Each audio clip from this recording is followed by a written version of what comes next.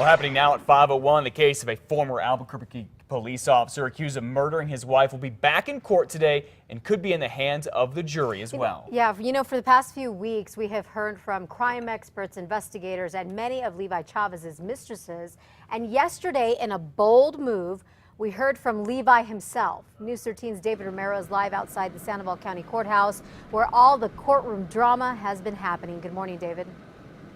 Good morning, Elizabeth. Well, all eyes are going to be here on the courtroom today and all its proceedings. Starting at 10 this morning, prosecutors will have the chance to call rebuttal witnesses. Now, as of yesterday, they had not said if they were going to or not. After that, it's closing arguments, and then Levi Chavez's fate will be in the hands of the jury. Now, yesterday was another extremely emotional day here as Levi took the stand. Now, just like he said since 2007, Levi testified that Tara, his wife, was depressed and killed herself. Now, he admitted he and his affairs may have been the reason she pulled the trigger, but was adamant that he didn't do it. There were countless of them and countless threats, and I just never believed her. After answering questions from his own attorney, prosecutors went after Levi Chavez, and at times things got pretty contentious, and especially when lead prosecutors were asking Levi about all of his affairs. Excuse me, can I talk to my jury? Can I speak to my jury? And Levi testified that he wanted to change his ways after what happened to Tara, and that he and his current wife knew they loved each other right away. Chavez had an answer for all the prosecutors' questions, including about what happened the night that Tara died. Now, after a quick redirect, Chavez stepped down and the defense rested its case. Court starts up again here at 10 o'clock this morning, and of course we will be bringing you everything live, or rather throughout the day in later newscasts. Back to you. Okay, David, thank you. And of course, you don't have to miss out on any minute of what goes on today. You can watch the trial streaming live on our website at KRQE.com. Overnight news now at 5:03. A busy intersection in Albuquerque is back open after a bad crash last night. The wreck happened here at Montgomery and Carlisle about 9:30. Police say it looks like that Cadillac was going west in the eastbound lanes in Montgomery and crashed into a wall, then a number of light poles. Investigators say the driver was unconscious when they got there, was rushed to the hospital, and may not survive. They're still trying to figure out exactly why the car was in the wrong lanes to begin with. And a young man and woman from Chavez are dead, killed in a gruesome highway crash yesterday morning. Police say Marissa Martinez was speeding here on State Road 68 in Espanola, hit another car, veered into oncoming traffic, and slammed into that flatbed truck. The car's roof was sheared off. Martinez and her passenger, Eric Romero, were killed. They were just 19 and 21 years old. And a flight instructor is dead this morning, and another pilot hurt after this plane crashed at the Taos airport yesterday morning. The two were on a training flight when the single-engine plane crashed about 200 feet short of the runway. The man who was actually flying the plane survived. We don't know how he is doing this morning.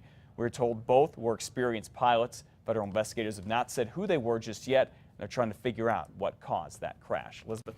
Eddy County has a big problem this morning. The women's wing at the detention center is overcrowded, even though they just spent $8.5 million for an addition.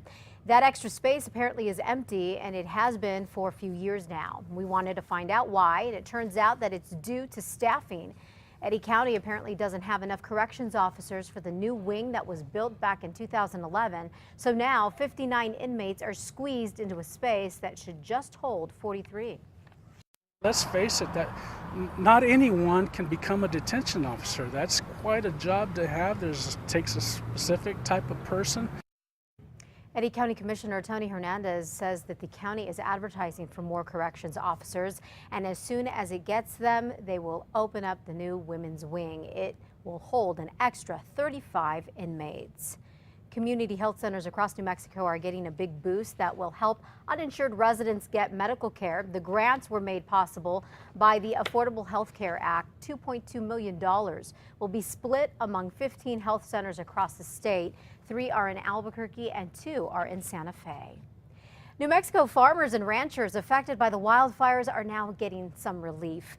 Financial assistance is now available for those affected by wildfires over the last 3 years. The state has seen record fire seasons in both 2011 and 2012. And this summer has been a busy one, too. The Natural Resources Conservation Service says that New Mexico ranchers and farmers have suffered severely from fires in recent years. Applications will be accepted through July 19th. If you're looking for a job, here you go. AAA New Mexico is holding a job fair today. It's from 3 to 6 this afternoon at AAA headquarters on Montgomery, just west of Wantabo. Travel, sales, and customer service professional positions are all available. Take your resume. Best of luck to you.